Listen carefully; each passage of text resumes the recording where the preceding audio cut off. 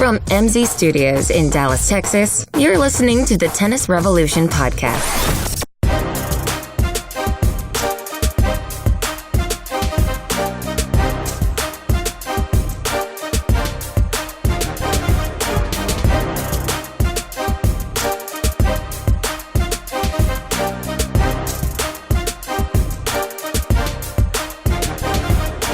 Start the podcast out with something I rarely do.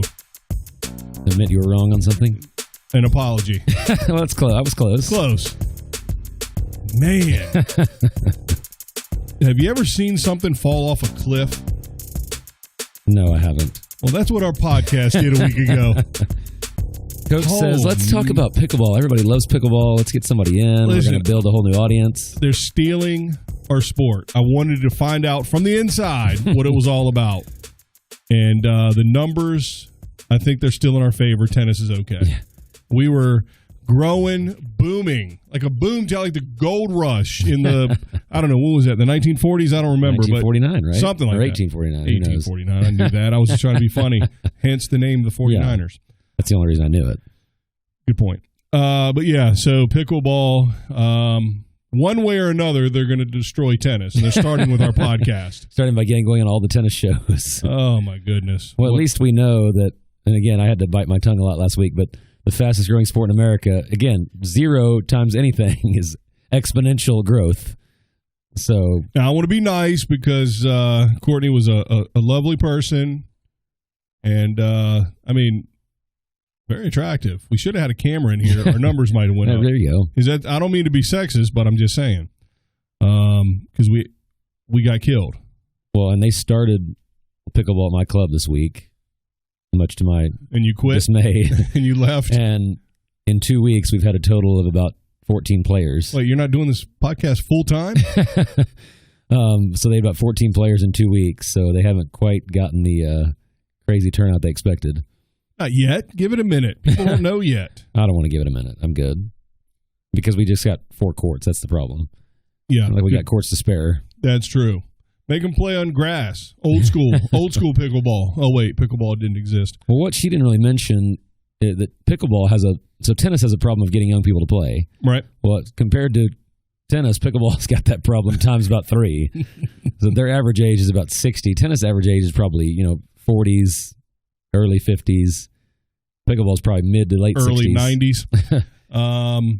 Well, and so those people want to be indoors in the air conditioning. They don't want to be outside in Texas in the summer. So do I. And I'm not 90. Well, anyway, that's enough disparaging pickleball. I think we say that word too much on this podcast. It kills us. Let's get back to talking about tennis so we can get our numbers back up. Like I said, I wanted to learn about pickleball. I didn't know anything about it. You hear all this stuff about it, and so we got it straight from the source. And judging from the numbers, maybe not as worrisome as a tennis person as I thought it was going to be. And I have never said there's anything wrong with pickleball. I just say It's not a source of exercise. Well, I don't know about that. Unless you're 70 plus. I don't know about that. However, all I cared about was what effect on my sport did it have. Right. And clearly nothing. At least not that this podcast is indicative of all tennis. Just most. Yeah, I think it's, who knows? I mean, and I don't want it to fail, but I hope it doesn't turn into one of those fad sports that's around for 5 to 10 years and then kind of goes away for something else. But that's obviously... Like golf. That's obviously what happens more often than not. Right. There's only 6 or 8 major sports in the world for the last 100 years. And thankfully, tennis is one of them. They are. Tennis, just not in America. True. And who cares? We don't need it. So anyway, that was my excuse for our numbers. But they're going to be back up. Because the good people are going to see tennis in the description and say, oh, we're back. Right. The Pickleball Revolution podcast is over. Speaking of back, I may have made an error in judgment. Now, we're going to get a second apology in one show? No, this is all set up. I don't know if I mentioned this yet, but I achieved something for the podcast. A first. You didn't. I didn't on air. Uh-oh. I don't think. Me either. I applied for you and I both. Of course, you didn't follow up as per usual. But I did follow up. You did. For media credentials for the BB&T Atlanta Open. And I was impressed by that, by the way. And I'm not there, nor was I there the entirety of the tournament. Now, the good news is you're in the majority. That's a fair point. Now, to be fair, no, there is no to be fair. I applied for credentials and didn't use them. But I was awarded. Is that are you awarded? Is it like an Emmy or an Oscar? Yeah, I don't know. So we're moving on up in the world. Or the BB&T Atlanta Open is the bottom of the barrel, and that's the best we could do. Well, and obviously we're going to talk about that tournament, but I think when when your two exhibition matches are bigger than the actual event, that's not a good sign. I mean, they had Venus and Madison Keys, and they had Ginepri and Roddick. I'm much more interested in either of those compared to the matches that actually played. Yeah, and the only thing I cared about either of those is Roddick preparing to come back. Right. Top 30. I guarantee it. If I could gamble, I'd put money on it, and I still might. So, yeah, I mean, that's kind of, this is going to sound really mean, but we start the U.S. Open Series about as slow as we can, and then it slowly builds as we get closer to the Open. Do you mean slow as in the players are super slow, like Isner? Opelka? Yeah. No? Both, yeah. Slow and unknown. Well, I do want those guys to both keep playing because they're going to break a record for the most tie breaks head-to-head of all time. I don't think they've ever not had a tie break. And someone said Isner hated losing, and I'm thinking, like, welcome to how everybody feels when they play you. That's how they feel every time you play, and he gets it once or twice a year. Right. I didn't watch that match, but I've said... Yeah, you did. You've seen it 1,000... Well, yeah. You've seen it. You've seen it once. You've seen it every time. I've said that Opelka, to me, is better than Isner. Does that mean he's going to be top 5 or anything like that? No, but I just mean he has a more all-around game. It really doesn't matter because he still can't break anyone. Right. So it's really the same player, but I think he has a better... So I'm not surprised he won at all. Yeah, well, it's not the first time he's beaten me either. Yeah, but really, it doesn't even matter who's better when they play. It's who wins those couple random points in the tiebreak that's going to win. And we have the same issue with this tournament that we have with every other tournament that's not right. A huge tournament where the big three are in it. And that's the big three weren't in it. And so nothing matters. And it's not. And the problem is when the big three aren't in it, it's not like the other top 20 players battle till the end. It's two randos in the final, which I think it was the 2 and 3 seeds, but that just tells you who was in it. Right. But, yeah. And what makes me sad about it is Atlanta is probably inarguably the biggest tennis city in America, and they have this tournament. Besides New York? I mean, New York by number. Per capita, I guess. But not by percentage. Yeah, and New York, but even the New York Open is no good. But it's just like, why does Cincinnati get a bigger tournament than Atlanta? Yeah. Or even Montreal and Toronto. I mean, although they have better players than us now, but I don't know why Atlanta gets the shaft in terms of like the lowest level tournament there is of all the cities. Maybe, yeah, who knows? Maybe the sponsorships won't come through with more, which I think that's not true. That can't be true. Well, but I mean, and we're doing the same thing in Dallas. What is BB&T anyway? A bank? We're, one of the 10 biggest cities in America, and we've got a challenger. So I guess it's just a lot more behind the scenes than how many players are in your city and the right. Sponsors. It does leave a bit to be desired in terms of, what do we got to talk about this week? Not much. And is it not a reflection of Zverev to just play a clay court tournament 6 weeks before the U.S. Open? I mean, that's like a perfect microcosm of his career. Like, let's go play a clay court tournament to get ready for the U.S. Open. I mean, it just makes no... That's why he's top 5 in the world, because he plays every tournament throughout the year. Is he still top 5? How is that even possible? Because I said, if you win 2 tournaments or 2 matches in every tournament 50 times a year, you're going to be top 5. So should we just, because of our patriotism for the U.S. Open Series, not even talk about Umag or not even talk about Swedish Open? No, I mean... Or Hamburg? Because if we talk about Atlanta the whole time, we might... Might as well talk about pickleball. Because there were some interesting players in those tournaments. Zverev is an interesting player, I will say that. Just because how can he consistently amaze us with his performance? Yeah, it's not good. It's not good. And TV's got to do what TV's got to do. They have to hype their top players, but they're lying. It's all lies. Well, and I just think it's comical. You're literally going to have players going from grass to clay to hard in the span of 4 weeks. which we've talked about how ridiculous that is. Right. Because we had Newport last week, and then a clay court tournament out of nowhere, and then back to all hard courts next week. Or there might even be a clay court tournament next week for all I know, but just no continuity whatsoever. Yeah, like I said, I mean, and we have a U.S. Open series, and they're still not doing it. Right. It should start with a Masters, end with a Masters. Well, a week out the Masters, and then whatever little 250 for the whoever. Yeah. And then the Grand Slam. And again, am I going to get mad at David Ferrer for playing a clay court tournament? No, but when you're top 5 in the world, the surface, retired? Yes, the surface shouldn't matter that much. But then again, if you're so and so's manager, you need them to go to the easiest tournament they can get. So I guess that's it. I don't know. Yeah, unless they can put them together and bound these tournaments together by rule, which the only way they'll do that is if the ITF, swings their weight around with the Grand Slams and saying, hey, this is how we're going to do it. Or the U.S. Open says, this is how we're going to do it. Like from this date to this date, we're only having hard court tournaments. Or saying you have to play in this many to even get in the U.S. We've talked about that before. Right. You have to play in this many of the U.S. Open series. Not all of them. That's fine. Right. You have to play in at least this many.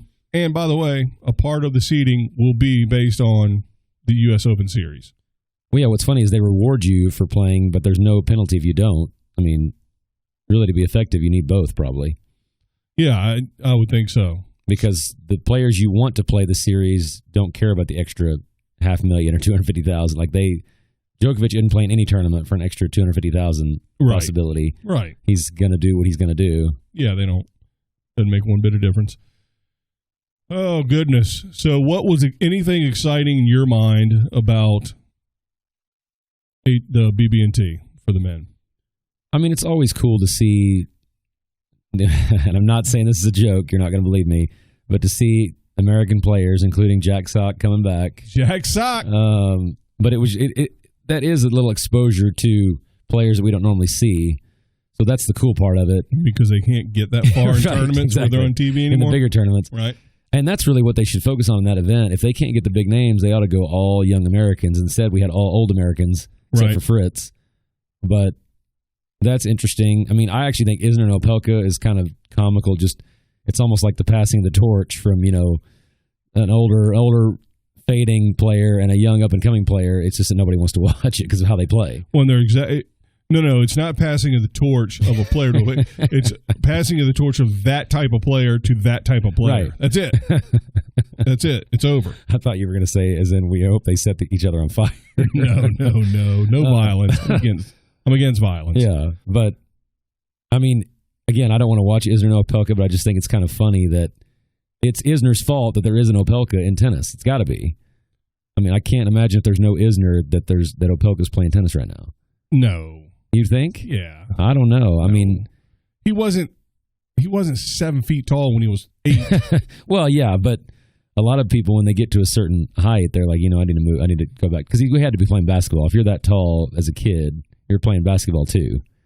There's no way you're just playing tennis if you're 12 and 6 feet. No, but he would have been having success. And so it's not like... And even at 6 feet, you can still have a big serve. So he's probably had that for years and years. Yeah, because he was 6 feet when he was 11. Right. So he had a bigger serve than anybody else at every age. Probably. Yeah, I mean, you would. Who knows? I don't know what his growth schedule looked like. So Americans. We had a lot of Americans, but who cares? Because they didn't have a lot of competition, so they were only proving themselves against what? Right.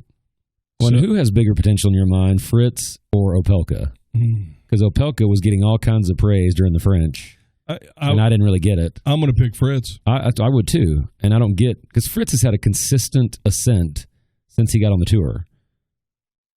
And I mean, I guess Opelka has obviously risen a lot too, but I feel like Fritz has had, he's made some finals, he's won some tournaments, he's just consistently improved every 6-month period. Right. Whereas Opelka's just a lot of ups and downs, kind of like even Isner's the same way. You know who doesn't have any potential left? Grigor Dimitrov. God. Man. He would be the one of the non-Americans you would be excited about in that tournament.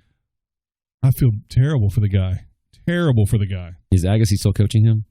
Who knows?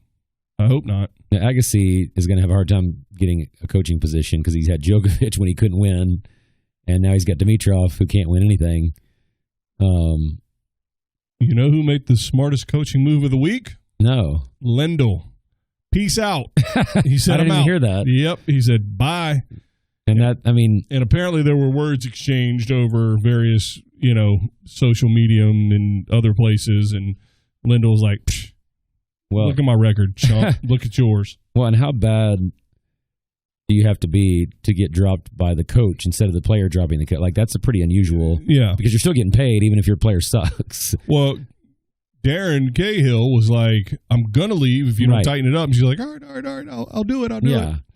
it. And she got her life together. But talking about Halep, of course. Do you think Lendl left because he thought it was hopeless?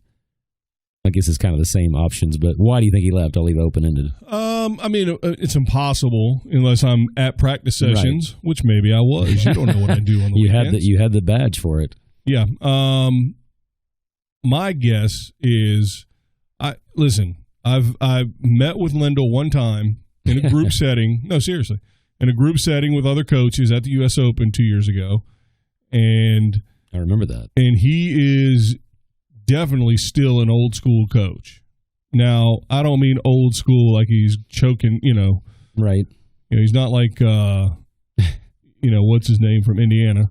Bob Knight. That's the one. He's not headbutting and throwing chairs and stuff, but that's just because if he was a basketball coach, he would. But he's a tennis coach, so it's a little more reserved of a sport. But he's certainly old school, and I would imagine Zverev is as far away from old school as you can get. I think Lendl would have better results with Zverev's brother. Well, I kind of got my question together now.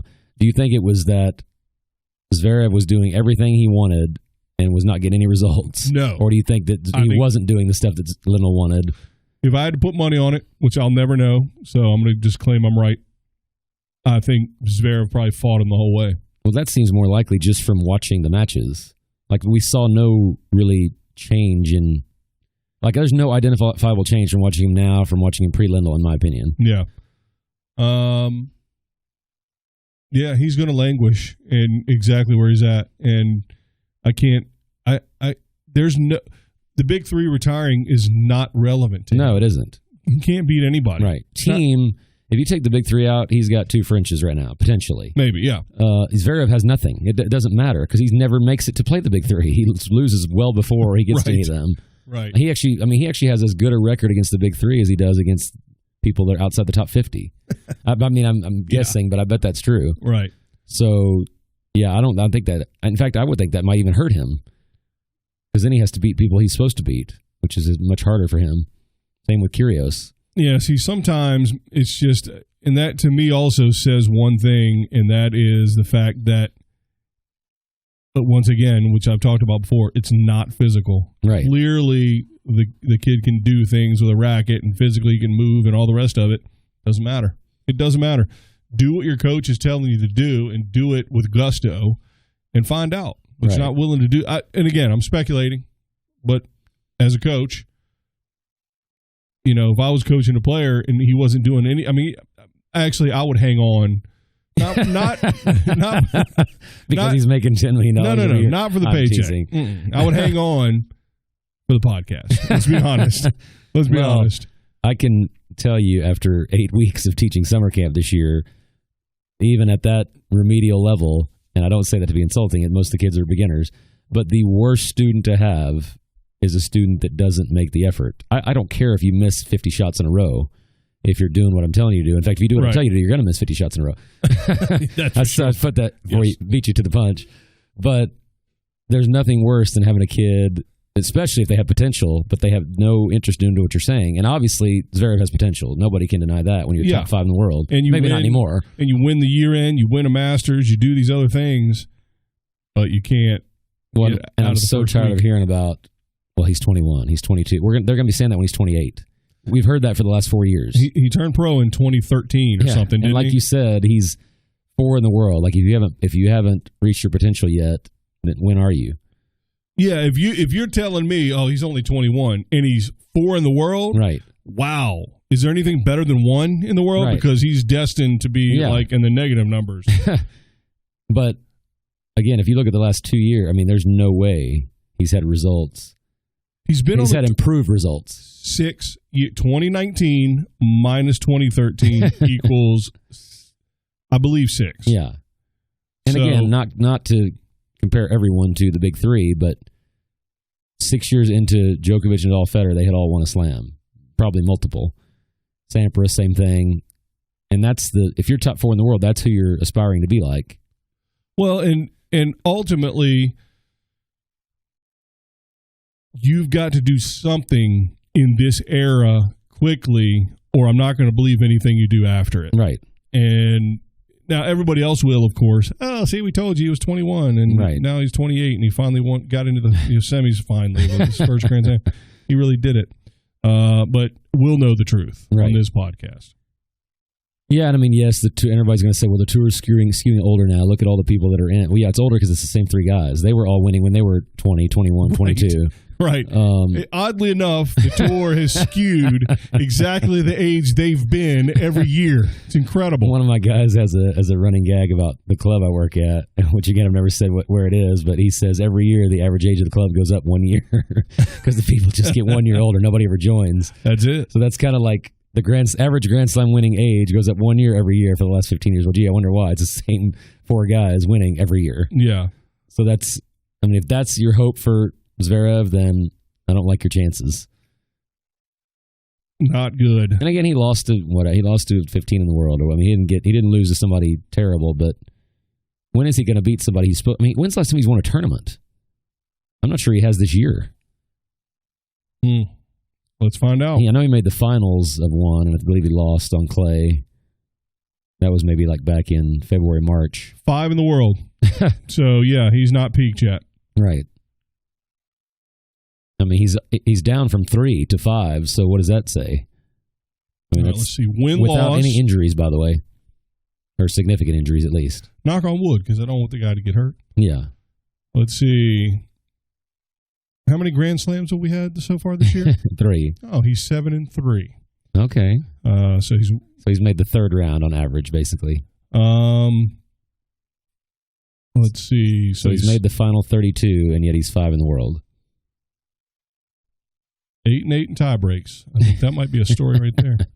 7-7 in deciding sets, 3rd or 5th. Probably not a lot of 5ths. Oh, look at that! I stand corrected. 3-0 in 5th. Wow! All in first rounds. Oh, that was that. No, yeah, we know they were. Yeah. One of them was Millman. Yes. Which was first round. That is correct. And I think he did second round. I think he went to 5 in that tournament too. Yeah, it's no titles, or it doesn't say this year. I'm thinking he might have won a 250 earlier this year, but either way, it's been months. No, it doesn't break it down that way.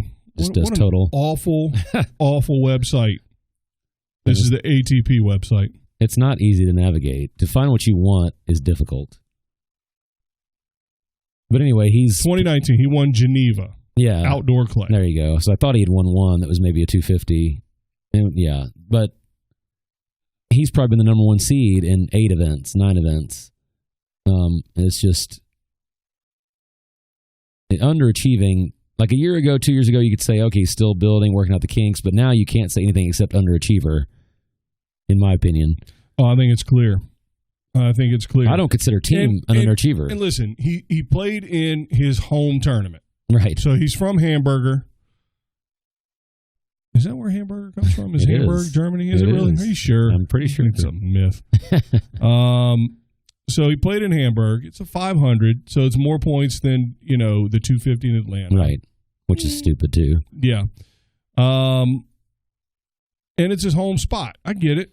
But that seems to me like one of those decisions that Linda would be like, dude, what are you doing? Are you trying to win the U.S. Open or not? If you're not, I'm done here. Right. All right. Well, then goodbye. No, he's trying to get his 200 points or 300 points that he's going to get for making the semis and keep his ranking up. I mean, maybe I'm wrong, but you don't get sponsorships based on ranking. You get sponsorship based on wins, title, your Grand Slam performance. I mean, Coco's probably got more sponsorship than Zverev has. Right. After one Wimbledon.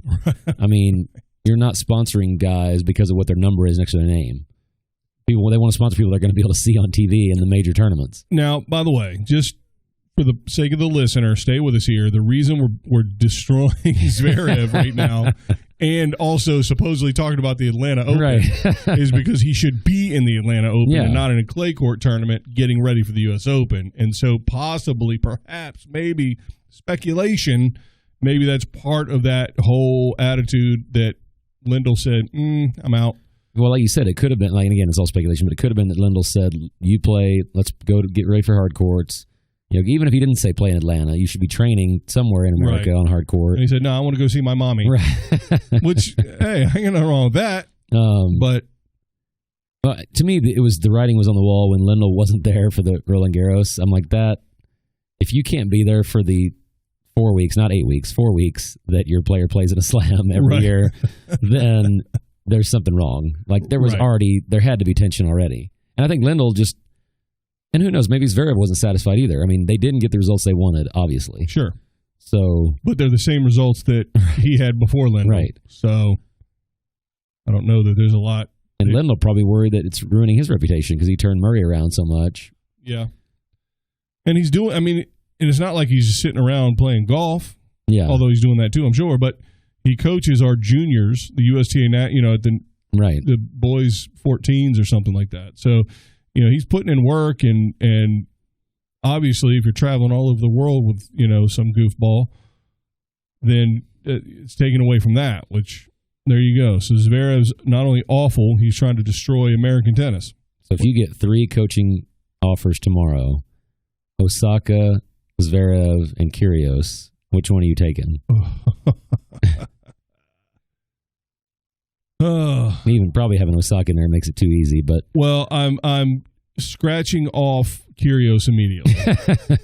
There's no help. I think there's going to be some coach that really wants to revitalize him. No, I do, but I don't. I think he's a lost cause. Yeah, because he just. But I think there's going to be some ego coach that thinks he can turn him around. Yeah, but that's going to be the wrong kind of guy. Right. I think. Yeah, I mean, Osaka makes that too easy. I think I would definitely take Osaka. Because she's already won, too, so you know she has the ability. Yeah, but she's in a bad place, She looks horrible. She's in a bad place right now. But I think I would take Osaka. That's too easy.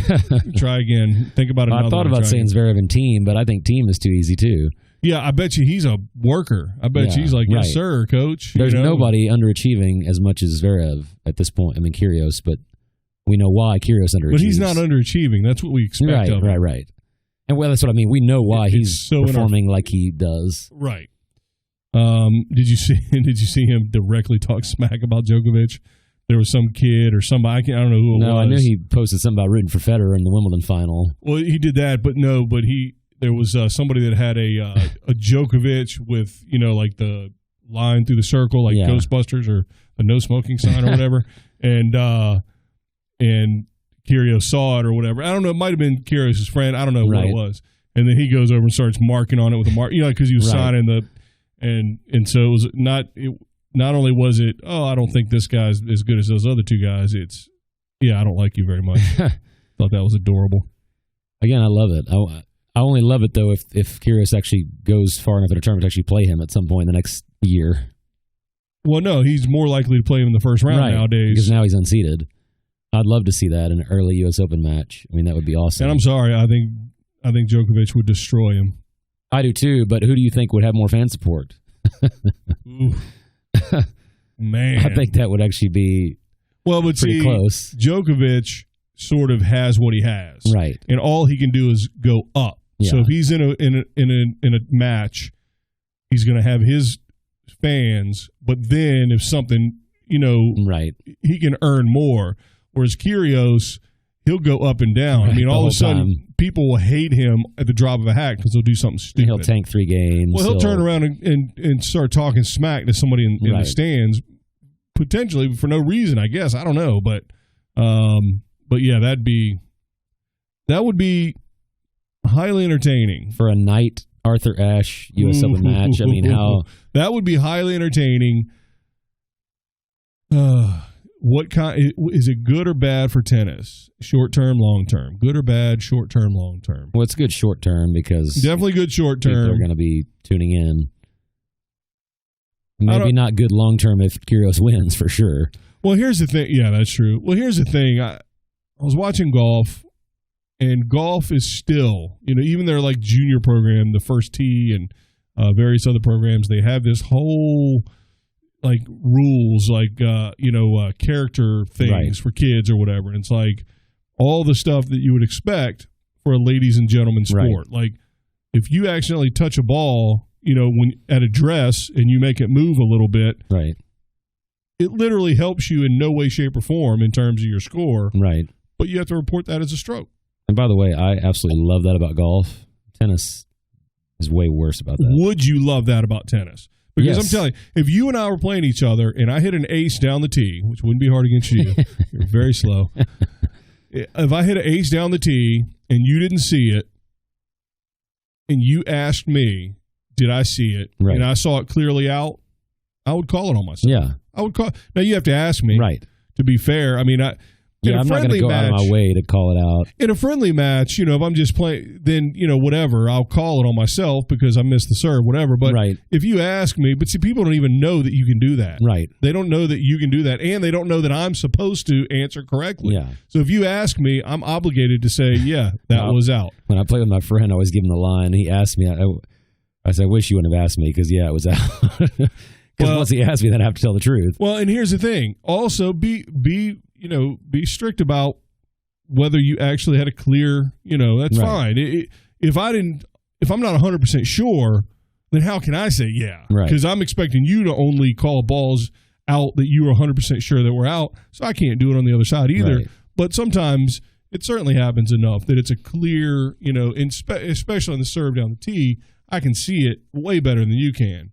When you're not even talking about with those, though, those aren't even rule violations. What I love about golf is a rule violation is like there's no warning, there's no, let's talk about it. It's stroke penalty or Right. disqualification sometimes on certain penalties. If you sign a scorecard and you realize, oh, that's right, I had an extra putt or, Right. whatever, one stroke, yeah, they don't give you a one stroke penalty. you can't add that stroke plus a penalty and Right. you still win by 2. No, you are DQ'd. And guess what?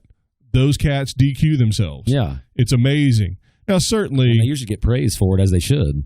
and certainly there are some that don't do it, I would imagine. Right. I'm sure. Yeah. I'm sure there are, but by and large, that's what the game is about. And I do think we're missing that. Now, I think you can have both. I think you can have a Nick Kyrgios acting like an idiot, but then call stuff on himself. Right.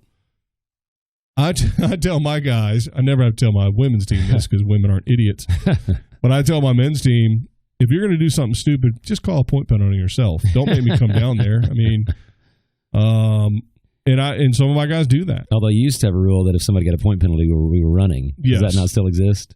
No, not really. Just running wild on the team now. Well, we just don't have that many. We really don't. I mean, Well, no, I think we had one in the 2 years I played. it was wasn't you. memorable. It wasn't It was you. not. No, of course not. I have never had a point penalty in my life. But yeah, I definitely think. But see, I think you can have both. I think Yeah. you can have the Nick Kyrgios sort of mentality, acting like an idiot, within reason, I guess. But then you can also have Nick. In other words, Nick Kyrgios could also be a good sport, even though he's a jackass. And I actually think he is. I've seen him say good shot. I've seen him clap with the racket.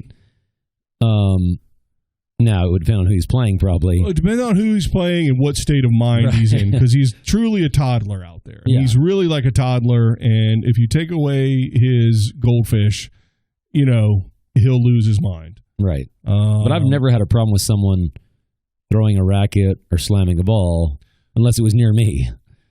Right. Yeah, but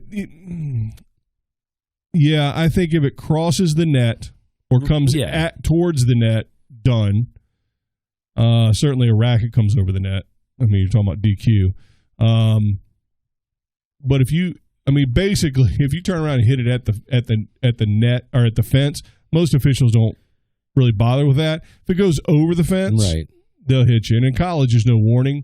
In USTA, there is, but I don't know. See, that's what I mean. Why do we need a warning for rules we already know? Right. That's what I'm saying about golf. Yeah. Like, you don't get, you accidentally touched that ball. Well, that was the first time you did it, so no problem. But if you do it again, it's like, why do we need a warning when the rule's already established? Right, including saying bad words or ball abuse.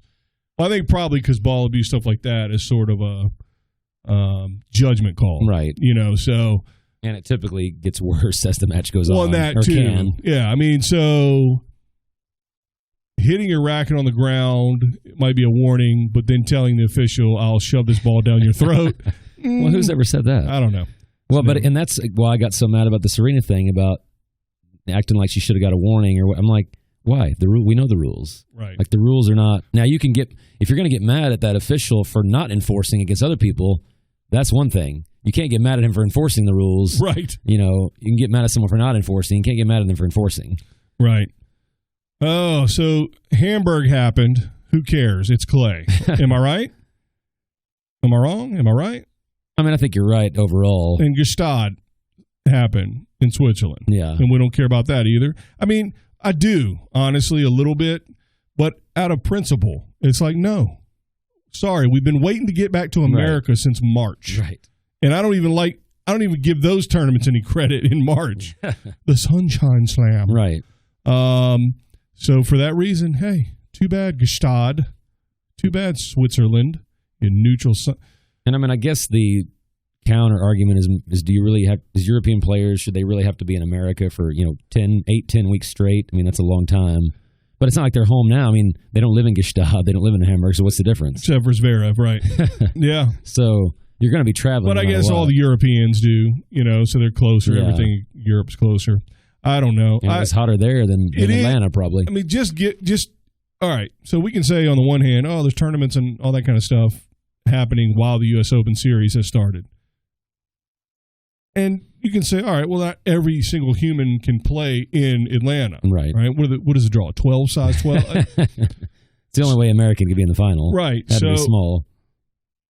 So that's fine. There's an argument to be had there. But you can't tell me that the U.S. Open Series, which is the current Grand Slam on the calendar coming up, the first tournament's 250, and you have a 500 going on at the same time competing. That doesn't make any sense. That makes Zverev's argument a little more valid from his point of view. Right. I'm home. I'm playing a bigger tournament, getting more points. That's what it's about. It's about points, and it's about rankings and money, right? So it's hard to argue. If they were both 250s, then the only thing he's got to say is, I wanted to go home. Well, you're rich, okay? You can buy a first-class ticket anytime you want. Right. After you lose first round in Atlanta. Yep. You're going to have plenty of time right after the first round of the U.S. Open. Yeah. But I just think, to me, it kind of tells you who are the people. Now there's 3 people, but even 10, 15 years ago, who the people are that are actually serious contenders that think they're going to go deep in a slam. Maybe. And maybe not 6 weeks out. Well, but I was going to say, and part of it is it's a 250. Like I said, if we started with a bang and gave them a reason to be there. Otherwise, why wouldn't you have maybe 2 250s at the same time? Shorten the U.S. Open Series a week. Right. And have the first week as that, hey, come on into the U.S. and play some tournaments, some 250s, and we'll mix it all around. And then a Masters, and then get it going. And I'm even saying, hey, bump one of these up to a Masters. I don't care. Well, and I think what you said is right, having the first one be that, because then all the players are here. They're not going to go back to Europe for a 250 clay and then come back the next week. They're just going to stay. And then you're getting all the big names in all the tournaments. And even if you shorten it a week, I don't mind. Yeah. And push Wimbledon back like we talked about. But what I don't understand is all you have to do is look at the formula of the guys that are winning. I mean, they're going to play the same 2 tournaments. Federer, Nadal, Djokovic, they're going to play the same 2 tournaments before the U.S. Open. Now, is that why they're winning? No, but they've done that formula for a long time. Right. They're going to play 1 Masters and probably 1 500 en route to the Slams. Yeah, that might not be the only reason they're winning, but hey, it is working. Yeah, why don't you emulate as much as you can that they're doing and then see how it goes. And not be a chump. I think the fear is that he plays 2 tournaments. Well, he loses first round in one, loses second or third round in the other. Then you got no points, and then you're going into the Slam where you're going to get hardly any points. Right. And then you leave the whole 2-month period with 300 points. Oh, man. Man, oh, man. it just takes so much away from the season. This hodgepodge of a situation. And the only good thing we've talked about is having almost a different time zone, so you get a live match on almost all times. Well, yeah, that's something. But because we had the Atlanta final was pretty late today, but the European ones were earlier. So that from that perspective, it's kind of nice, just not having one match on a Sunday and nothing else. Yeah. Well, I guess the other thing that we can say, hey, at least I feel good about this, and that's the fact that golf has like all that 4 of their majors like within 2 weeks. Right. I mean, literally, I think they play 2 of them consecutively. Every week I'm hearing about a major. So at least we don't have that. But so we're closer to a good schedule, but golf is so weird. I don't know how golf works. It's so odd. But having the grass court tournament after Wimbledon and the clay court tournament after Wimbledon, it's like that to me just doesn't make sense. And those are easy things to fix. Right. Right. I didn't mind the Hall of Fame tournament being after Wimbledon just because it's grass and, grass court specialists want to play it. But and it's not a real tournament. Yeah. It's a Hall of Fame ceremony mixed in with a tournament. That was one of the worst courts I've seen, by the way, for an ATP event. Yeah. I couldn't even get the lines bright enough to see. Well, and I don't like their setup either. I mean, their courts are all just right. It's like they took a soccer field and put a bunch. Totally. So it's all just kind of. Which I don't remember that previous years, but yeah, maybe. It's been, has it? Mm-hmm. Yeah, maybe they just had a bigger stadium or more seating, or. Well, when we're inducted into the Hall of Fame as contributors to the game, by the way, I'm kidding. 1,000% I'm kidding. I knew that. So if anybody doesn't, they haven't listened to enough of the show. We're not even going to be admitted into the Tennis Podcast Hall of Fame. Pickleball after last week. Yeah. Lowest numbers in recorded history. All right. So I've said this before and I'll say it again. Who cares about men's tennis? That's right. You want to talk about some women? I mean tennis. Let's do it. All right. Right after this.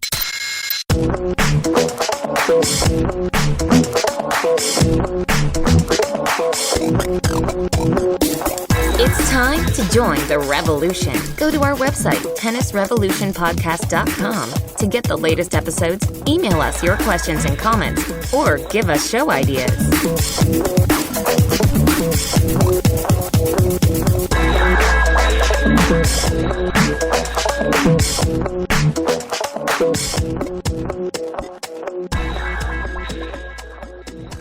Women's pickleball. So what we're going to...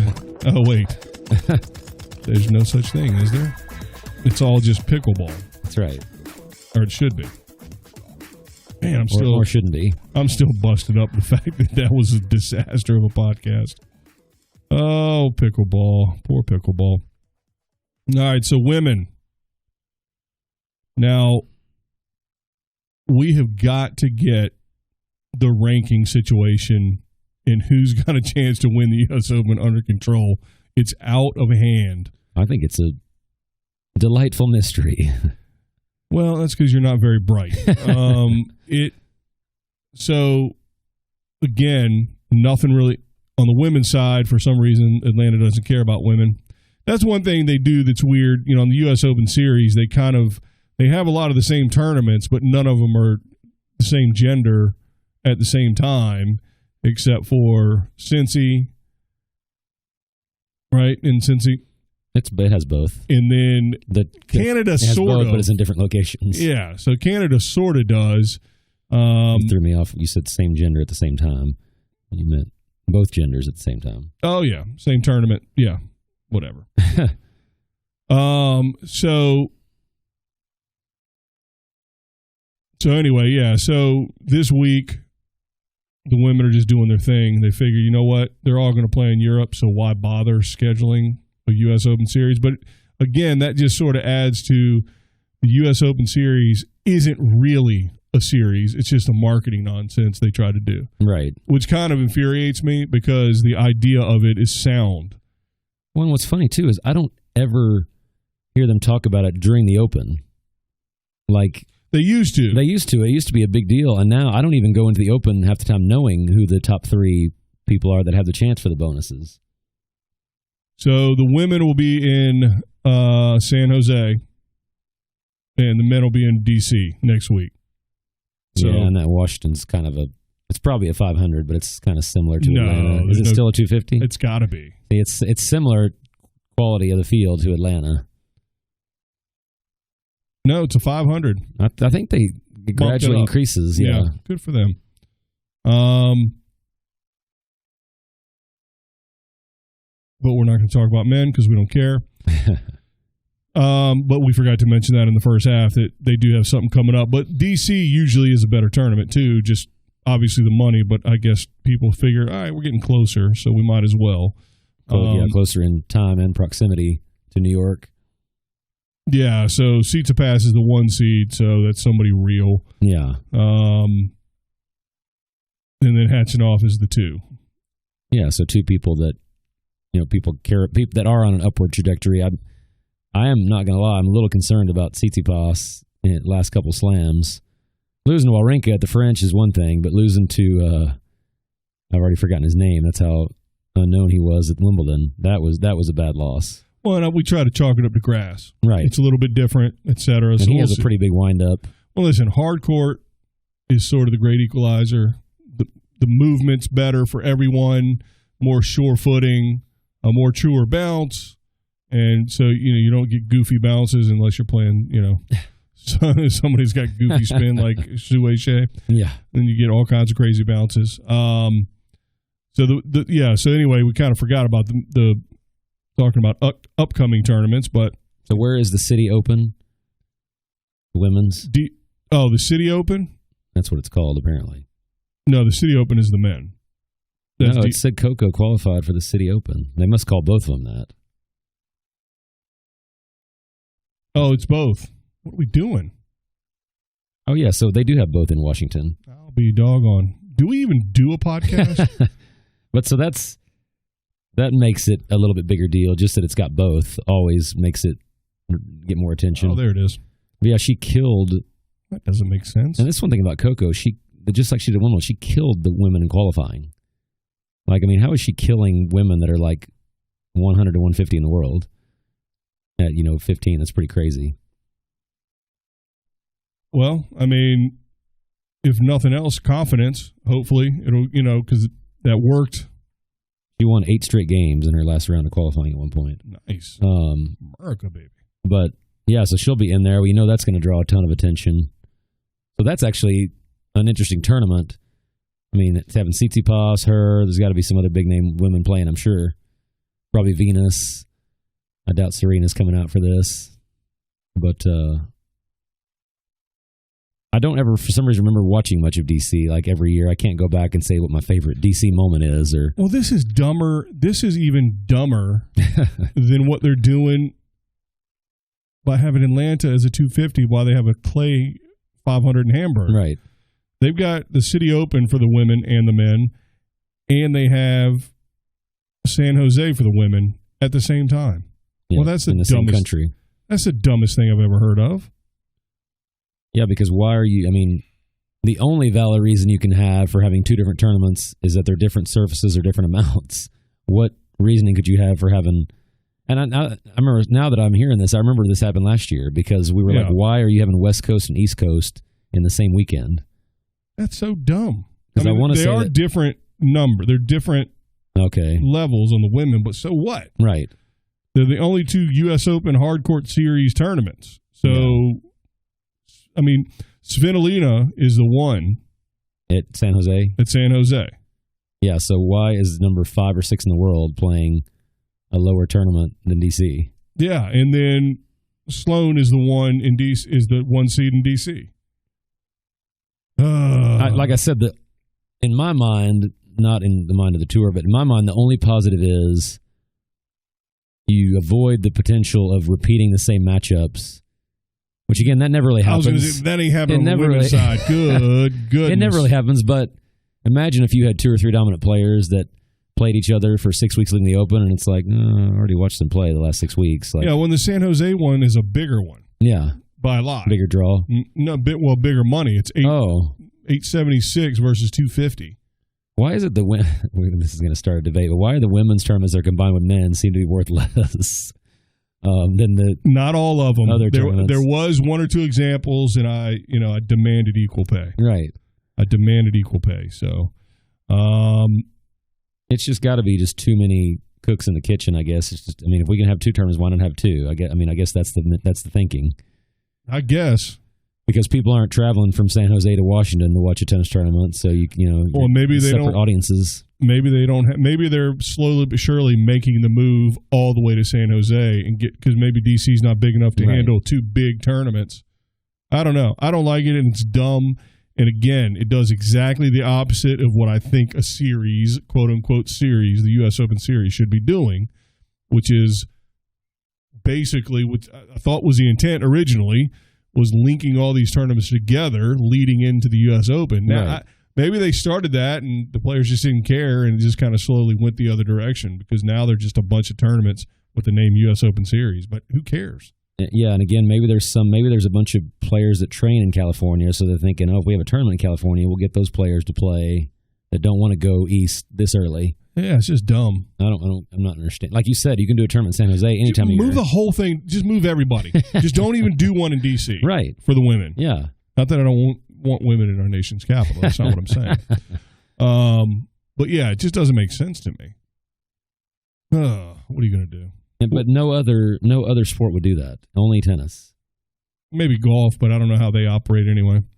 No, they would never have 2 big tournaments in the same country. Right. Yeah, because they have a European tour or whatever. Right.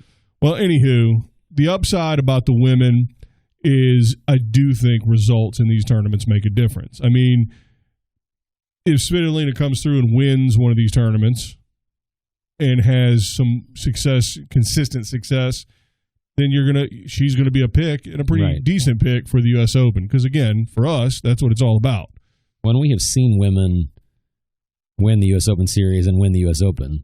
Men, it's not happening because the top men don't play enough. Yeah. But it does. So it definitely has in the past meant something. Right. I don't know that it means as much as you're saying, but I guess the upside is it has way more chance to mean something. Right. Yeah, like if Tsitsipas won DC. Whatever next week is, and the next week, not counting a Masters, let's say he won 3 250 or 500s in a row, he's not going to be heralded as the U.S. Open favorite after that, no matter what. Right. Whereas if Sloane Stephens were to win 3 tournaments in a row, we'd say, man, she's won 20 matches in a row going into that's a big deal. Yeah, for sure. And I think that is going to, over time, lend itself to, especially, again, like we always talk about when the big 3 go, there's some predictability. Not this ridiculous amount. I mean, the last 2 Grand Slams for the women, all right, they've been ridiculous with the amount of predictability. But generally, it's not extreme predictability or extreme unpredictability, whereas the men has been extreme predictability. Right. But I'm okay with one being one way and one being the other way. If they were both unpredictable or both predictable, I'd be even more bored. At least because even when Serena was healthy and pre-childbirth, she wasn't winning every, it wasn't like, because there's only one of her. There's not 2 others of her. Not only that, let's say she wants, and again, here the feminists are going to come out and say, well, Serena's won 35% of all the slams she played and Federer's won 32%. Well, but the difference is when Serena loses, oftentimes it's second round, third round, fourth round. We know, go ahead and pencil Federer, Djokovic into the semis of the U.S. Open, today. Yeah. So, to me, the predictability in the men, the problem I have with it is the first week. I don't have a problem with the predictability of the end of the tournaments. It's the first week, how it's just completely blasé. Every match is 3 sets. Djokovic wins in 3, Nadal wins in 3, Federer wins in 3. That's the problem I have. If Serena were to win every round, she's going to have some 3-setters, some nail-biters in there. That's different. I'm fine with that. Well, it's been out of hand on the women's side, and hopefully the stability of the surface will rein in that unpredictability, and we'll sort of maybe coalesce around. I could deal with 8 players being a threat through the series. We get to the end of the series, now there's 4. Yeah, a couple have dropped off. Yeah. Do you see Coco not as a threat for the U.S. Open? Do you see Coco as any threat for D.C.? To make semis or finals? I'm not going to say a threat to win. Because I was ready to call her a flash in the pan, and now I'm already seeing how she dominated qualifying. I was going to say, listen, I mean, again, I think the same rules apply. We're on hard courts now. She's American, so I'm sure she's played on hard courts way more than she's played on grass in her career. Yeah. Short career. And so I think we can only expect better things from her throughout the hard court series. And she's closer to home, and it's all just, you know what I'm saying? And theoretically, she should only be getting better at 15. I mean, there's not many players that peak at 15. So she's got... Well, Zverev. That's not right. Oh, look at that. Guess who is in the D-Sizzle? Nope, that's the San Jose. Guess who's in the San Jose tournament? Bethany Maddox-Sands. Singles? Mm-hmm. Wow. Oh, and Coco's back. No, the other Coco. The other Coco. She got jealous. Not the Corey, but the Coco. That's right. Fanned away. I know. I've already stopped calling her Corey like I said I was going to. Yeah. Well, nobody else does. Well, that's exciting. And again, to me, that's what the local tournaments are good for, is you see people you haven't seen in a while coming back, youngsters coming up. I mean, these are bigger tournaments in Atlanta, but the same concept. Yeah. But I have to always pump the brakes, you know. We had 3 Americans in the semis. Well, there was, 25 in the draw. So your odds are pretty good. So I always have to hold back on getting my excitement over some Americans doing well.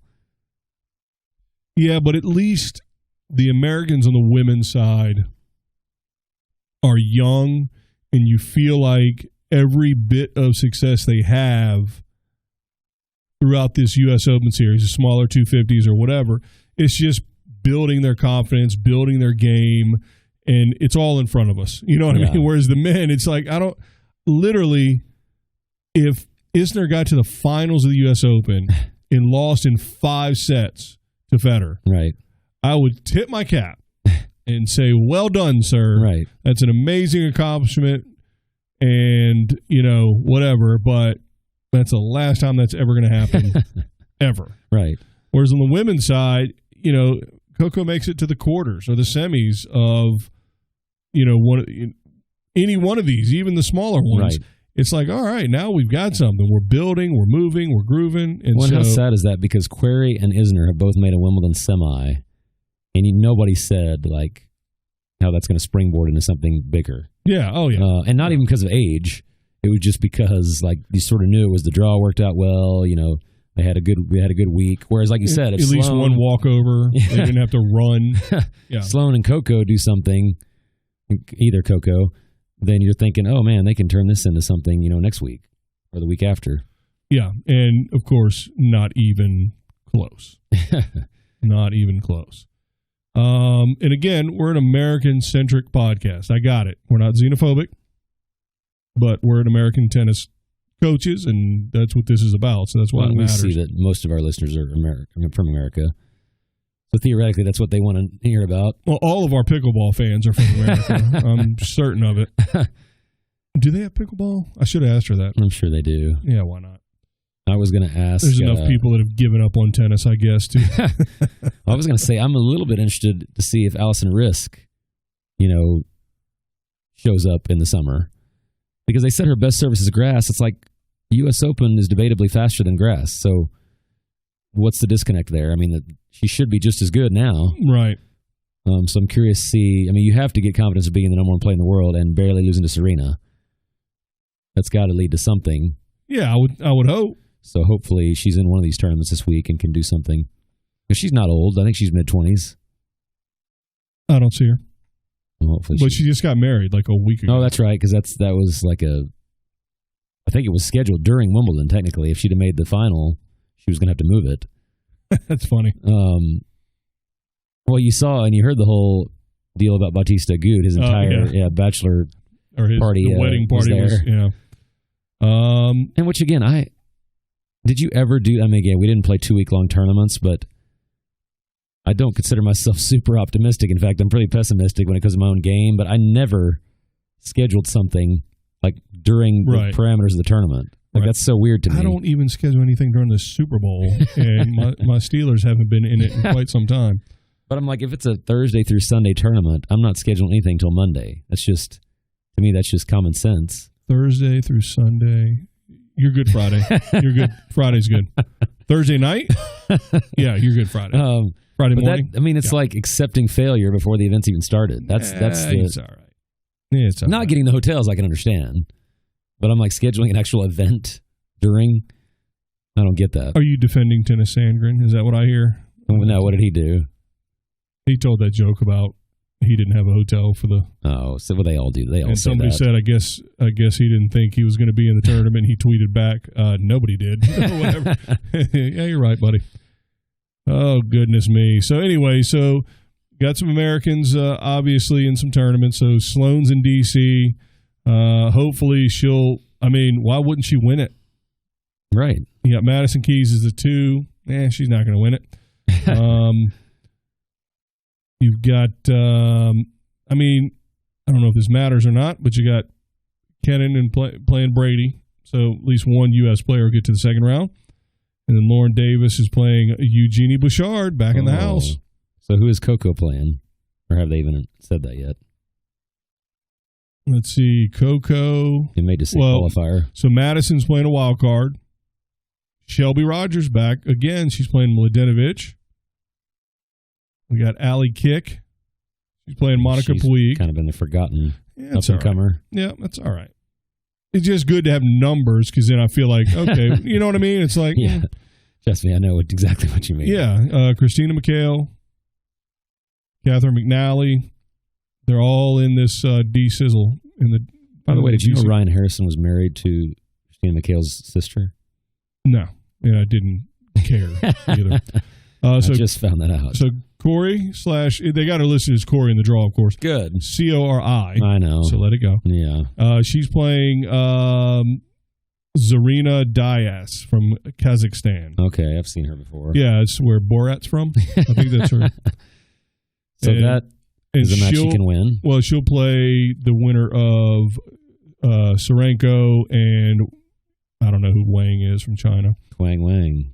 Yifan Wang. Oh, there's a couple different ones. Might be. So no big matchup that's going to draw super attention until later. Yeah, even for her, I don't have a lot of hope for Keys getting far. I really don't. I've been asked by a couple different people what my problem was with Keys, and I said I like her. I had a friend who sat on a plane with her and said she was amazing. Said she was couldn't have been nicer. But I just you have friends in first class. This was before she was big time. I see. She was like 16 or 17. But I'm not going to jump up and down over somebody that just can't cross the final hurdle. Right. Does that mean she sucks? Obviously not. And if I said she sucks, then I'll retract that. But it's depressing to see. I should have put her. That would have been a good one for the Zverev.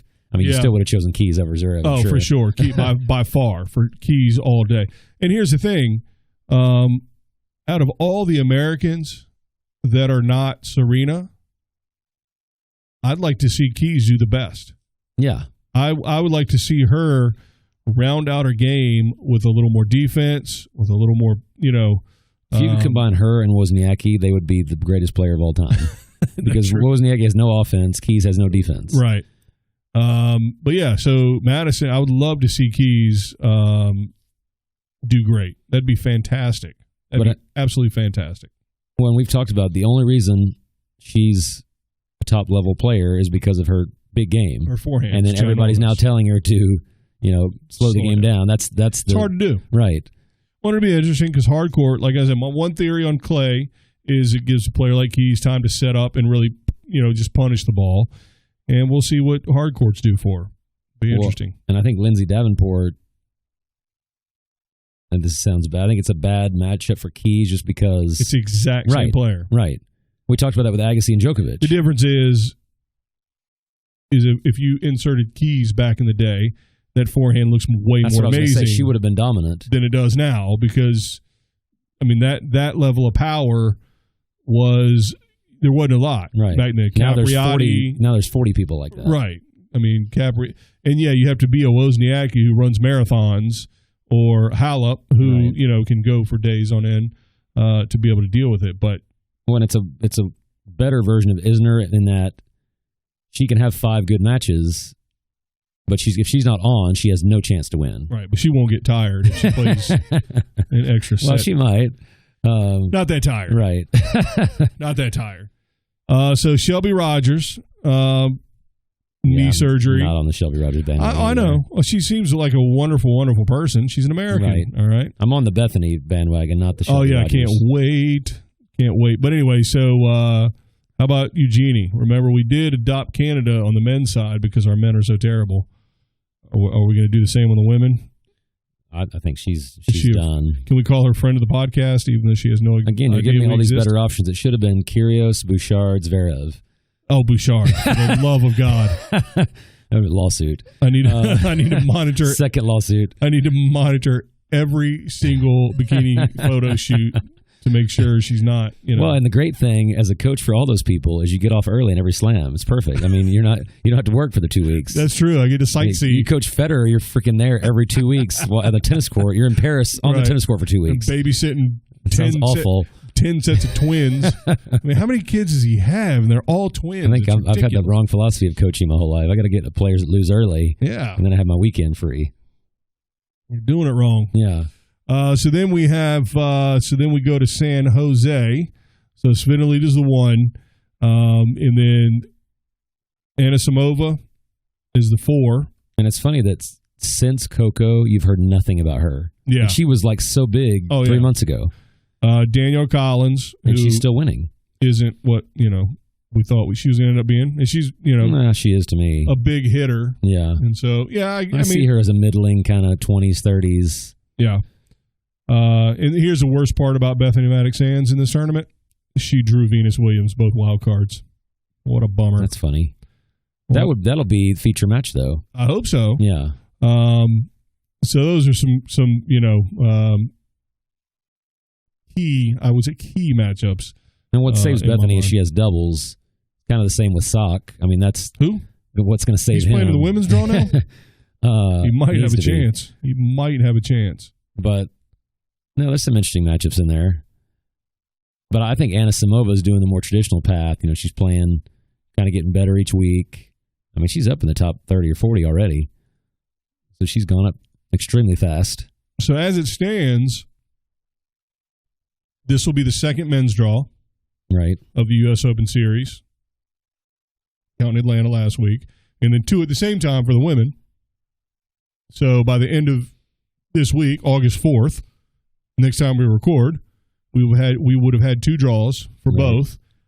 I would say exponentially more excited about the women's than I am the men's. Yeah, I was going to say we'll have seen every American player in the top 250 in the world by the end of the 2 weeks. And on the women's side, they'll win matches, right? Which is amazing. Yeah, I know. I'm always excited because the women, if Venus and Serena retire tomorrow, we're not gonna bang our head against the wall like we would if Federer, Djokovic, and all retired tomorrow. We would know there'd immediately be people that would be up there to take their place, and Americans, I mean. If they retired tomorrow, Djokovic would hit 30. He would get to 30. But I mean, if all 3 of the big 3 retired the men's, we wouldn't even know who to cheer for. I'm switching to pickleball if that happens. But if Serena and Venus retire, it's like, oh, well, that's okay. We've got Sloane, we've got Madison, we've got Coco, both Cocos. We've got enough people to carry it, and maybe not to that level, but at least to have potential to win a slam. Well, that's a question I asked: is can the women's game carry tennis in America, right? Without the dumb boys, and I don't mean Americans. I mean good quality players on the men versus whatever we have minus Williams. Well, I guess like your theory, they'll both retire at the same exact time. But without the Williams sisters, can they carry it? And I seem to think they can. I really think they can. I think women's tennis can carry tennis for a bit. The only thing I don't want is I don't want tennis equal to turn, prize money. I get it. I don't want tennis to turn into soccer where America's like the Bush League. Right. And then all the top players are, European, which has already happened in the men's. But here's the thing. We have never been worth anything in men's soccer. Right. We have had dominant, and I mean absolutely dominant periods of time where we've had multiple players in the top 5 and generational level players. Some would say all-time But greats. that's what makes it worse. No, it doesn't make it worse because it's like nobody can look at us and say, y'all, tennis is Right. in your blood. Yeah. It's like soccer's not in our blood. Well, soccer's really technically not in anyone's blood. You'd be dead. A lot of hemoglobin in there. I don't know what else. That's the only word I know. But soccer is not in your blood. It's stupid. Yeah. But it certainly lessens our reputation, obviously, as bad as we've been. But I think we can get away with sort of everything we've had and been over the years. I think you can say it's a lull. It's a pretty good sized lull. Well, that's what I was going to say. I think, to me, a lull in the scope of the history of any sport, 20 years is about the max you can go. Like, the Dallas Cowboys, nobody's talking about them being the greatest team anymore. It's because it's been 25 years. Have you talked to Dallas Cowboy fans? Well, you can't. I'm saying you can't legitimately say that. That's true. I would love to say that. Yeah, well, you're but an I idiot. can't because I know how long it's been. Yes. But for the Americans, we still had a number one in the 2000s.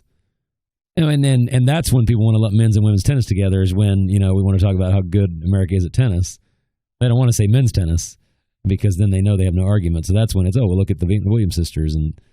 Or that's when they'll throw doubles in. Or what about the Bryan brothers, But we know that men's singles is way above.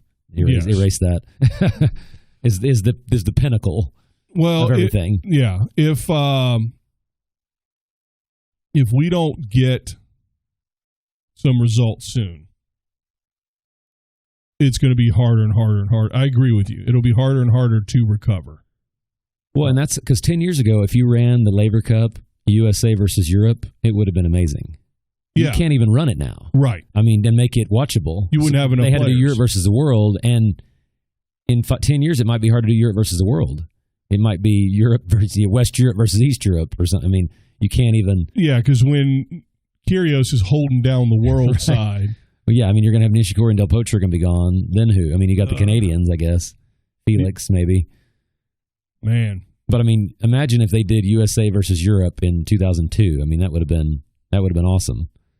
I mean, that could have been, for 25 years, that could have been a great event. Now it's like Europe versus every other possible player we can come up with that has any chance to compete with them. Including some of the people that didn't make the European team. Right. Can we borrow some of your players, please? We have a better chance taking your 6 through 10 than we do taking our top 5. Not good. It's not good. Oh, boy, oh, boy. I mean, the good thing is have we talked about enough about women's tennis yet? I don't want to leave them out. Well, we didn't talk about any of the from last week, but well, really wasn't. No, there wasn't anything last week. Burton's lost again. She's just in terms of results. It's kind of this Zverev. She's good at making it quarters, semis. Yeah, if you did Europe versus USA women's, it would be incredible. Still. Oh yeah. I mean, in fact, USA would probably have a pretty big edge, I would think. If we did 4-player teams, we could run 3 teams. Right. If you mixed them up, not all the top ones on one. Right. Top player, and then a second-tier player, and then a third-tier, one on each team, we would have 4 good teams. Yeah. So I think that, I mean, do you ever see that happening in the Laver Cup? I know we're getting off topic, but do you ever see that becoming a co-ed event? No, because... well, then you're splitting half your money, so what's the benefit? Well, because you're not doubling your attendance if you add women. Right. So first of all, Davis Cup is switching, so everybody's mad that they're ruining women's Fed Cup. I mean, could it ever be? Man, it's funny because Federer is a saint to everyone. Right. He don't want no broads getting his money. He don't want no broads getting his paper. Yeah, because Serena ain't coming there cheap. Him and Laver are counting the dough. And he's not running. If he did run the women, he wouldn't run it without Serena. Yeah. It would have to be the Laver / Graf Cup or something. Right. Or whoever it would be. Who's Margaret Billie Court? Jean. That's what I thought you were going to say. Well, I was going to, but it just no, yeah, good luck enticing Serena if that's the name. That'd be hilarious. Dude, is she going to get 24 or not? I'm not seeing it. Man. And again, you could call me a Serena doubter for a long time, but I'm just the last 3 finals you've lost, and you really got pretty favorable draws to get there. Well, the problem is now she's kind of her ranking is so weird. Like she's benefited from the chaotic draws of the last few tournaments. Yeah. But if you're ranked 12, 16, 18, 20, I mean, that's a hard draw to navigate normally because you got to beat 2 or 3 top 10 players to win the tournament. Right. In a normal event. And she's always got the mental block at the U.S. Open. She doesn't come into the Australian Open in top form. French has always been her worst. I said next year's, that's what I said in our last time we talked, next year's Wimbledon is her best chance. And then you're talking about a whole year from now. And then you got the Olympics, too. I don't know if the Olympics are right before or right after Wimbledon. I think they're right after. Man, that's crazy to think about. And so it's just, again, I think any 7 matches, she's going to be the favorite in almost every match. But not 7 total. Right. Yeah. Like she won't, who would you put as the favorite right now? That's our women's tennis. Not that this is our U.S. Open preview, but we said it's going to change anyway. It's a little early, but okay. But who would you put right now as your favorite? I mean, the easy answer is Halep just because she just won. But it's definitely not Serena. I'll put it that way. Yeah, I for sure don't think it's Serena, and it's a cop out, but it's a fact. It would have to be Halep. Right. I mean, it sounds like a cheap answer, but I think it's also the best answer. And again, the upside is I think the U.S. Open Series will help us determine. So you ask me that in 2 weeks, and I might zone in on a better answer or feel a little more solid about that answer. Well, that's why I didn't mind asking now, because I think that will change. The men isn't changing. It's Federer, Djokovic. No. Nadal's third. We're not going to wait to see who wins. You sure? See if Tsitsipas wins in Washington. Tsitsipas did beat Federer there last year. I'm sorry to tell you, man. It just means nothing. All these tournaments mean nothing. Well, as much as we talk about they wish they did them a certain way, it really none of it. No matter how they do it, they're not going to matter. For the men, they just don't matter. For the women, they do. Although I would say this: if they were forced to play them, then either the guys wouldn't be because they don't want to be. The big three don't want to be near each other. Right. That's for sure, based on how pissy Nadal got about it. So if they made a situation, if they put the series together where seeding was based pretty heavy on or a good decent sized percentage on the U.S. Open Series, then I could see the amount of play hurting these older guys. But they can get away with not doing anything for leading up to the whole thing. Well, I think I criticized Djokovic for not playing a grass court warm up. How'd that work out? Not good. He should have won easier. So. Yeah, and that's why I joked about copying their formula. I mean, the formula really doesn't matter for them because they're just way better than everybody else at this point. But it's got to be something's got to give. There's got to be something. So your formula idea, even though it's probably a lucky guess that you got something right, do something different because whatever you're doing is not working. Yeah, that's my philosophy. And it's not going to work by luck. Yeah, going from Germany to Canada to New York isn't working. Or maybe they've just thrown in the towel and like, hey, I just want to see the world. I want to. I'm basing my tennis schedule on sightseeing. Not seeing the world, but I think it is thrown in the towel. I think it's no matter what I do, I'm not going to win the U.S. Open, so I might as well play where I have the best chance to win the most matches, be closest to home, whatever the case is. They really know they're not going. Now, Team, I don't think so. He seems to be. You know what I mean? Right, and he made the quarters, so he's got some history of success. And I don't care that quote unquote Clay's his best service. He's a professional tennis player. He's top 5, top 10 in the world. He lost to Nadal 7-6 in the 5th. So I don't care what surface it is. It doesn't matter to me. Maybe grass is the outlier, but he's actually switched his schedule this year. Remember, he used to be in every tournament. Right. He would have been in Atlanta a couple years ago. So he has changed his schedule. But I don't know that it's helped his results at all. Is the sad part. We shall. That's probably why he's 6 or 7. How do we talk about men again? We do that all the time. Women's is over. We really don't do that all the time, to be honest with you. But they didn't play last week, really. They played in Bucharest or somewhere. Yeah, I'm much more excited about the U.S. Open Series for the women. And we say that every week. We say, and I don't think anybody, if you're not as excited about it, it's because you don't like women's tennis as much. Which, Right. and I'm not saying you're sexist and a rapist for that at all.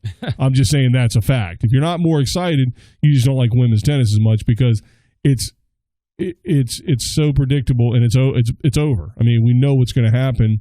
Well, for the the US potential Open. in the men's draws, I mean, the women's draws is so much better in these small tournaments, and the outcome is almost always better.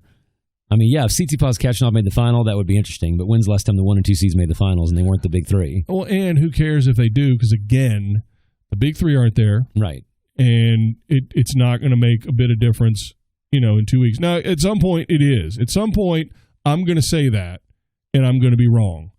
And if I do that on the women's side, it's like, hey, he took a shot. Right. He took a guess, but it's unpredictable. But on the men's side, it's like if I make a guess and I'm wrong, it's a matter of time before I'm wrong, and you and I will be unequivocally aware that it's just because the big three are 90 years old. Yeah. But I think that's probably the number one reason I don't want to make predictions on the men's side is because that one time I'm wrong, Right. everybody's going to be Of like, course. told you it's not the weakest era. Well, but it's like when they do these stupid newspaper and magazine, who's the favorite in the AFC in 2019? It's New England. It's New England in 2020. It's New England in 2021. Like, it doesn't, if you're picking somebody else, it's just because you're wanting somebody else to win. Or Oh, yeah. I You've pick got- the Steelers every Right. year, But and it's I'm like- never right except it's like, for like the twice. time I picked, I was going to say Kyle Edmund, the time I picked Kevin Anderson to win the U.S. Open. Obviously, I didn't think Kevin Anderson's going to win the U.S. Open, but I had to pick somebody, and I think Djokovic was out, so at least had that going for me. And then I celebrated the fact that he made the final. That's how And they got worked. confident I was in my prediction that he made the final, and that was a win for me. He got worked. It's anybody who's not picking the big three at this point is just being Out of spite. dumb. Out of spite. You know, Or they're not, and they're just like you said, like they're just like, all right, well, let's pick somebody. Come well, on. and they've done it the last 20 slams, and they know they're going to be right eventually just based on time. Yeah, because eventually they have to quit. Right. They have to. Can they please? How about now? But I'm not picking. I mean, I'm not picking against the big three for the next 2 years at least. I have confidence saying that. Until they retire. Probably. Because they'll probably retire on top. I was going to say they're not going to retire in the I think- 20s. All three of them. All this clue or reason or evidence, number 7,211, that this is the weakest era, and the big three are playing in the weakest era. All three of them, all three of the big four will retire after winning a Grand Slam. Really? A la Pete Sampras. Except he did it after a year of not winning a single Right. tournament on tour. Came back and won the U.S. Open. Wasn't he the 17th seed? Yeah. Federer, I'm going to disagree because I don't think he's winning another one. Bold, But Cotton, bold. I could see Nadal for sure doing that. On his 16th French Open. I told you my dream is 2020 or Djokovic 21, Nadal and Federer 2020. Just so everybody has to say, oh, Djokovic has got more slams than everybody else. He's the best. Well, you already see people making the case that it's not just about Grand Slams because they Right. see it coming. But what I think is hilarious is 2 years ago it was about Grand well, Slams. for 10 years it was Federer's the greatest ever, and then it's slowly changed to now they're the greatest three players ever. Like, it hasn't changed to Djokovic is the greatest ever or Nadal's Right. the greatest ever. It's now they're the greatest three players ever. So next year it's going to be interesting what it is because they don't say Federer's the greatest ever nearly as often anymore. I mean, the commentators. Right. They will often say one of the greatest ever or, be a little more vague about it. Djokovic wins, 2 more. I already think he's the greatest ever because I know he's going to be number one for the next 6 months or longer. He's the greatest out of these three. Don't get me started, you son of... But yeah. We still will do, at some point, we need to do an in-depth greatest ever podcast where we go through the criteria, all the numbers of all the top 10 candidates and that kind of thing. Because we've never really done that. In other words, do a Pete Sampras episode? Is that what you're saying? Yeah, no, I agree. But again, that's men, and nobody cares about men. It's about women. We know who the greatest women are. Or woman is. Woman, how dare you? Just one, and guess what? She's an American. All right, what do you got? Anything else? That's it. I think the U.S. Open Series gets started in earnest this week on the women's side, not on the men. It's still crap on the men. Yeah. Any tournament that Jack Sock gets into, it's not the U.S. Open Series. I don't count it. Well, and singles, not doubles. You got me fired up about the men again, but why does he deserve a wild card? Because I know he's getting wild cards. He's not ranked high enough. I don't know. I mean, is there some draw there we don't know about? Like people are coming out for Sock? You got naked pictures of somebody? I mean, I know he might have a protected ranking, but it's got to be still in the hundreds. I'm going to use my protected ranking of 250 to enter this tournament. Oh, my God. That's funny. Yeah, I don't know. When your protected ranking is 3 digits, that's not a good sign. That's pretty good. You don't have many of them, but that was good. Yeah, I don't know. Because will he get a wild card at the U.S. Open? Of course. You think? Yes. See, because he'll be in doubles already, right? And he'll be seated in doubles probably, maybe by then. Yeah, I don't know. All right, I don't think we got much else to talk about. Nope. Oh man, the U.S. Open Series is kind of a sputtering start because all these crappy tournaments. But I'm fired up about the U.S. Open Series. Fired up about hardcore. It's my favorite surface this month. I got to thinking about though how much I love the U.S. Open though. Going home, turning on the TV, staying up till midnight. It's the best. Yeah, and it's the best because it's still tennis, but it's Americanized. It's New Yorkized, and they understand, not to the extreme that Wimbledon does. They understand that we want to see Americans mixed in with the best players. They're not going to show Harriet Dart's singles match. Like they understand our Harriet Dart. Yes, like, they understand that Jack Sock. In other words, Jack Sock. They understand. No, Harriet Dart's way better than Jack Sock. How dare you, sir? They understand we want to see Federer and all joke with those people. But if you can fit an American in there, that's exciting. Then that's cool too. Like when they had the Federer Tiafoe, that was one of the best opening nights ever. Yeah, that was pretty very electric. Yeah, very electric. And of course, it helped that the match ended up being 5 sets. But. Right. Oh man, U.S. Open Series, rocking and rolling. We actually have something to talk about. No pickleball next week. So, all right. Anything else? No corner? No. Thank goodness. I'm pretty sure the corner is dead. Corner's dead. Maybe I'll revive it for the Open. Let's not. All right. So, everybody, I've been forgetting to mention it, but check out our Twitter. Follow us on Twitter at TennisRevPod. You'll get tweets, apparently, from Twitter, but they'll have our latest episodes and just link to them, and then you can also share them. You lazy, share them. That's what it's about. I don't send it out for you. I don't care about you. You're already listening. You know how to find it. The 2 friends you have, send it out to them, and don't send it out to any pickleball people. I'm kidding because they're all tennis fans too. Right. So that's Tennis Rev Pod on Twitter. Now, boy, let me tell you what. I got some good news. I got maybe the best news of the podcast. We are up to 121. Breaking records. Wow. 121 Instagram from followers. 115? Wasn't it 115? It was you kept adding and subtracting just to drive me insane. Now I figured out how to make 5 fake accounts. You got 5. So we're up to 121, 1.21 gigawatts. So 121 followers at Tennis Revolution Pod on Instagram. Taking me back to 1985 for tennis. And no kidding. And listen to me. I've decided when I can figure out how to do it, I will be putting clips of the show as an ad on Instagram that you can share with all your whatever you call them. Because on Instagram. We said no pictures. We never said said no audio clips. Right.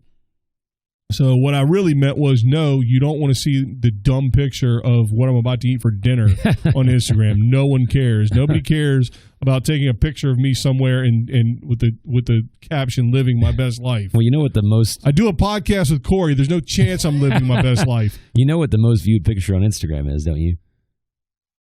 I'm afraid. It's not what you think. Okay, what is it? It's an egg. Literally just a picture of an egg. Has the most views of any picture on Instagram. It's like 150 million. Kendall Jenner had the number 1, or Kylie or Kendall, one of those. Whoever they and are. an egg surpassed them, and it was like, well, where can I find this egg? I don't probably just Google Instagram egg and it comes up. It's not anything like notable. It's just an egg, and somebody probably got tens of thousands of dollars for that. I hope so. That's ridiculous.